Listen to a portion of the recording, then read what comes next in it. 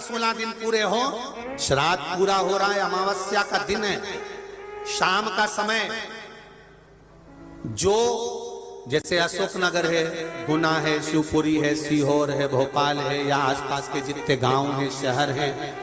इनके पास में जो नदी होती है, जो तालाब होता है, जो कुआं होता है, जो बावड़ी होती है,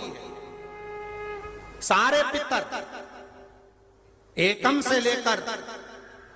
अमावस्या तक जितने भी पितर होते हैं, चाहे जिसके घर के हों, प्रत्येक घर के पितर नदी, तालाब, बावड़ी, कुएं के पास इकट्ठे होते हैं, क्योंकि पितर 16 दिन भोजन ग्रहण करने के बाद अमावस्या के दिन पानी पीने के लिए गांव की बावड़ी, तालाब, कुआं, नदी पर जाते हैं और वहां पानी का आचमन कर कर हाथ में जल लेते हैं। आर्यमा स्वामी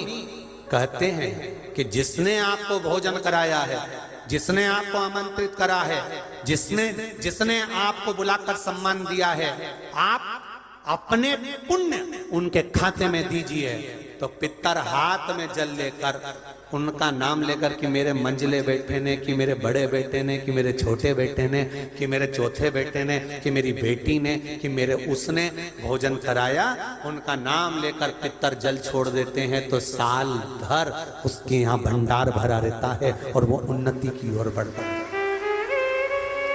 इसलिए सनातन हिंदू धर्म में नियम है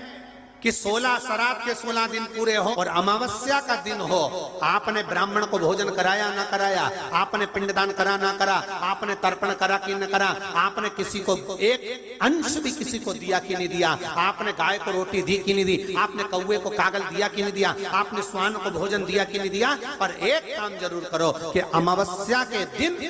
शाम के समय तुम्हारे नगर में, मोहल्ले में, गांव में, खेड़े में जो नदी हो या तालाब हो या बावड़ी हो या कुआं हो, कोई भी एक जगह पर जाकर एक घी का